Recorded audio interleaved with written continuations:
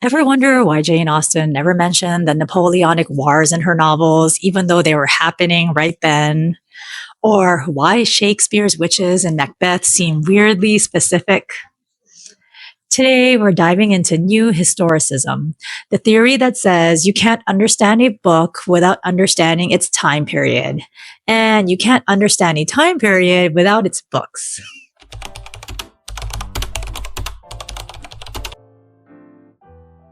Hi, my name is Moana, and this is my reading buddy Spike. And I am a reading and writing lover who disliked English class as both a student and a teacher, and I am now documenting my journey of rediscovering my love for words. This video is part of my series where we talk about literary theory and how it helps us to read books more deeply. To see more of the other theories, check out the link to my playlist in the description below. So remember how formalism told us to ignore historical context? Well, new historicism is almost like the opposite of that, where it looks specifically at history.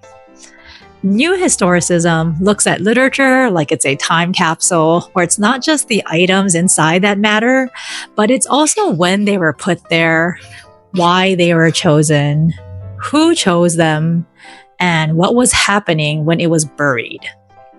New historicists believe that every text is a product of its time, but also helped shape its time because nothing was created in a vacuum and everything is connected to power structures.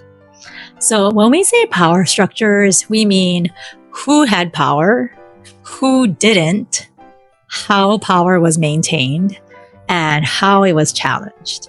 So a good example is how Jane Austen's Pride and Prejudice shows money and marriage as power systems. New historicists believe in cultural exchange, where books don't just reflect culture, but they also shape it.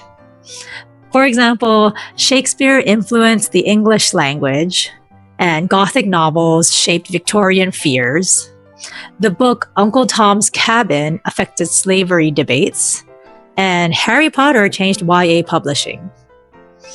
Historical context goes both ways, where we have to look at what history tells us about the book, as well as what the book tells us about history. So for example, we need to look at how The Great Gatsby both reflected and shaped 1920s America. So let's look at another example through the eyes of new historicism.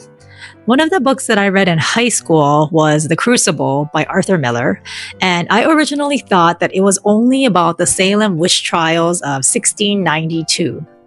However, I later learned that it was actually written to symbolize what was happening at the time with McCarthy's communist hunt of the 1950s. The Crucible shows how one historical moment speaks to another and reveals ongoing power struggles.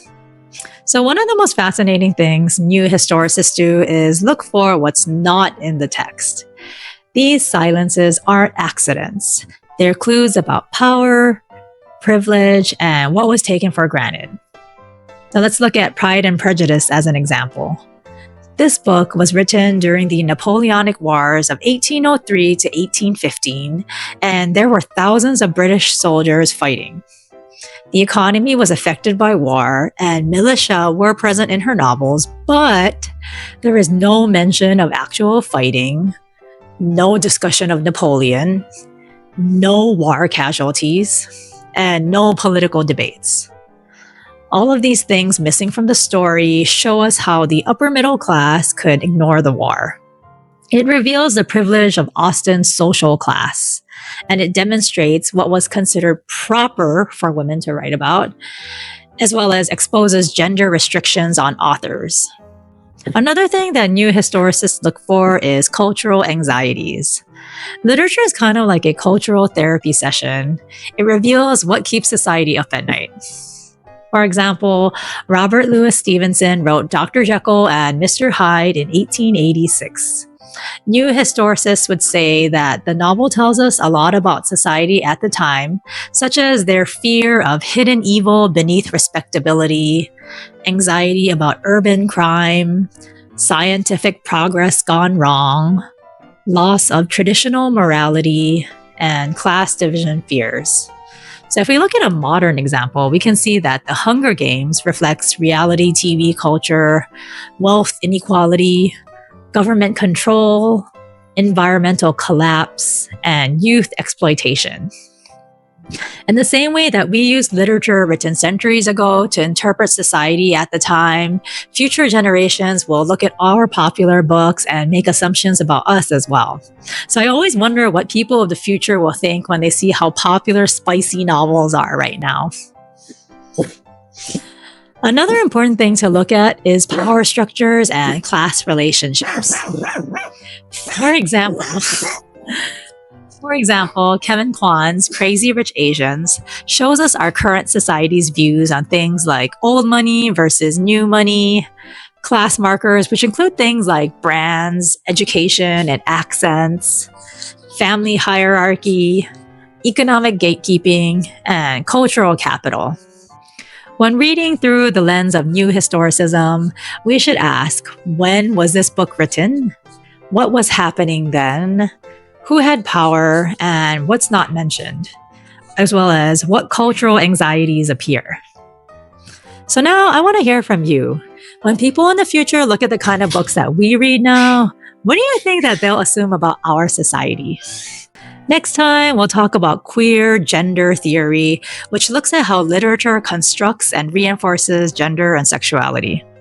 Thank you so much for joining me for this video, and if you enjoyed it, make sure you hit that thumbs up button and subscribe to see more of my bookish content. Until next time, happy reading and see you soon. Bye!